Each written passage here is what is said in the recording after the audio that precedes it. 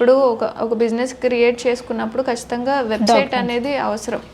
And ఆ వెబ్సైట్కి కావాల్సిన డాక్యుమెంట్స్ కానీ వాళ్ళ పర్సనల్ థింగ్స్ కానీ అందులో ఇన్వాల్వ్ చేయాలి. చేయకుండా ఎక్కడో ఉన్న ఒక కస్టమర్ మన దగ్గరకు రావాలి అంటే ఖచ్చితంగా డీటెయిల్స్ అనేవి పెట్టాలి.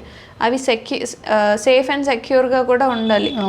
లైక్ ఎవరు పడితే వాళ్ళు ఫోన్ చేసే వాళ్ళు ఉంటారు, ఎక్కడి నుంచో వచ్చే వాళ్ళు ఉంటారు. సో అట్లా కాకుండా సేఫ్ అండ్ సెక్యూర్గా ఉండాలి. నేను ఇది బిలీవ్ చేయాలి అంటే వెబ్సైట్ క్రియేట్ చేసుకున్న తర్వాత అసలు వాళ్ళకి ఎటువంటి డాక్యుమెంట్స్ ఇవ్వాలి, మీకు ఏ విధమైన డీటెయిల్స్ మీకు కావాలి?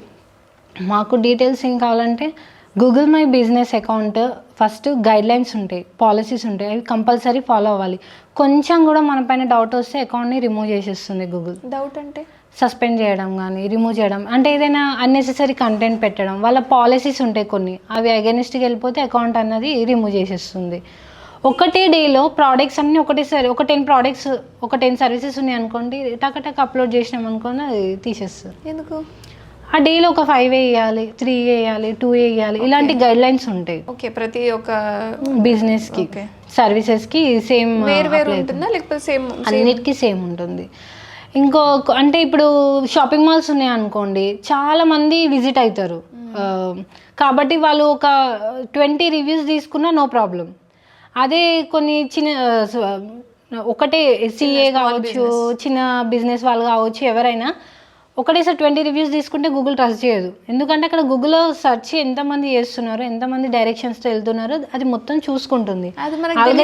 ఆల్గరిథం అంతా చెక్ చేసుకో. అదే మనం పాలసీస్ చదువుకోవాలి. ఓకే, ఆ పాలసీస్ చదువుకొని గైడ్లైన్స్ని ఫాలో అవ్వాలి కంపల్సరీ. అంటే నేను చూసింది చాలా వరకు ఈ ఫేక్ రివ్యూస్ అని 100 రూపీస్ ఇస్తే ఒక రివ్యూ రాయండి, 200 ఇస్తే ఇంకా 2 రివ్యూలు రాయండి.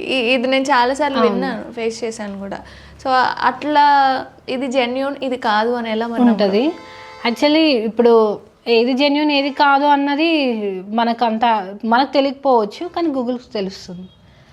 ఇప్పుడు ప్రజెంట్ అంతకుముందు బాగానే రివ్యూస్ తీసుకునే వాళ్ళు, ఇప్పుడున్న సిచ్యువేషన్లో గూగుల్ మొత్తం స్ట్రిక్ట్ అయిపోయింది. తను ఏం చేస్తాడంటే ఒక 5-6 మెయిల్స్ తన ఫోన్లో ఉంటాయి, తను మెయిల్స్ మార్చుకుంటూ రివ్యూస్ ఇస్తుంటాడు. Same phone, same internet, same VPN, same location తను ఉన్నది క్యాప్చర్ చేసుకుంటుంది, రిమూవ్ చేసేస్తుంది గూగుల్. అకౌంట్ని రిమూవ్ లేదు, రివ్యూస్ విజిబుల్ అవ్వవు, ఫేక్ రివ్యూస్ విజిబుల్ అవ్వవు గూగుల్లో. 4 ఇచ్చినప్పుడు ఒకటైనా అవుతుందా? కావట్లే. ఇంకా ఉన్న రివ్యూస్ కూడా పోతాయి, ఒరిజినల్ రివ్యూస్ కూడా పోతాయి, ఇవి కూడా ఫేకే అనుకోండి. అయ్యయ్యో. ఇప్పుడు నా సర్వీస్ వచ్చేసి నాది ఓన్లీ లోకల్ సర్వీస్, ఇక్కడ వరకే నా సర్వీస్ ఉంది. ఈ ఏరియా వాళ్ళు సెర్చ్ చేసి నాకు రివ్యూ ఇస్తే ఓకే, హైదరాబాద్లో ఉంది, ఒక కుక్కట్పల్లిలోనే ఉంది. అదే బెంగళూరు కస్టమర్ ఇస్తే, బెంగళూరు నుంచి నాకు రివ్యూ వస్తే అది జెన్యూనా? కాదు కదా. సో గూగుల్ ఆ బెంగళూరు లొకేషన్ క్యాప్చర్ చేసి ఆ రివ్యూని రిమూవ్ చేసేస్తుంది. వచ్చిందా రాలేదా ఏంటి అనేది తెలుస్తుంది. అంటే విజిబిలిటీ అనేది అవసరం, విజిబిలిటీ కంపల్సరీ. ఇప్పుడు మనమైనా అది ఓపెన్ చేయంగానే కాల్ చేయం, డైరెక్షన్ అసలు ఏంటి అన్నది మనం చూస్తాం, దానిపైన కొద్ది టైంని స్పెండ్ చేస్తాం వాళ్ళ అకౌంట్ పైన, అదంతా కూడా గూగుల్ చూసుకుంటుంది. సో ఫేక్ రివ్యూస్ మనం ఏం చేస్తామంటే వెళ్తాం, దాని రివ్యూస్ ఇస్తాం, దానికి ఐడియా ఉంటుంది కదా ఎంత టైంని వాళ్ళు స్పెండ్ చేసిరు ఈ జిఎంబి అకౌంట్ పైన అన్నది వాటికి ఐడియా వచ్చేస్తుంది. ఓకే, ఎక్కడెక్కడ నుంచి రివ్యూలు ఇచ్చినా కూడా వేస్ట్. అంటే కొన్నిసార్లు ఎలా అనిపిస్తుంది అంటే ఇప్పుడు మీరు అన్నట్టే గూగుల్ చూస్తుంది, గూగుల్ చదువుతుంది అని. ఇప్పుడు మీరు నేను ఫ్రెండ్స్ అయినప్పుడు నేను ఒక రీల్ చూస్తే వెంటనే మీకు కూడా రావడము, రేడియస్, సరౌండింగ్స్ అండ్ ఫ్రెండ్స్ ఉండడము, మేము ఫాలోవర్స్ ఉండడం అండ్ వింటుంది, నిజమే వింటుంది గూగుల్, అంటే సజెస్ట్ చేస్తుంది. ఫర్ ఎగ్జాంపుల్ ఎవరైనా ఫోన్లో మాట్లాడేటప్పుడు ఏదైనా సీక్రెట్గా మాట్లాడినా అంతవరకు అది బయట పెట్టదు, అలాంటిది ఏమి ఉండదు. సో మన ఫీలింగ్స్ని క్యాప్చర్ చేస్తుంది, అంతవరకే ఇస్తుంది, అంతకు మించి అది వెళ్తే మనం కూడా ఊరుకోం కదా, వాళ్ళపైన యాక్షన్ తీసుకుంటాము. మనకు ఏదైనా బాధ అనిపించింది అనుకోండి, సేమ్ అలాంటి రీల్సే మనకు వస్తూ ఉంటాయి. మనం హ్యాపీగా ఉంటే ఆ రీల్స్ వస్తాయి, మనం కామెడీగా మాట్లాడుకున్నా కూడా కామెడీ రీల్స్ వస్తుంటాయి. అంటే మన వాయిస్ని, మన ఫీలింగ్స్ని అది వింటుంది.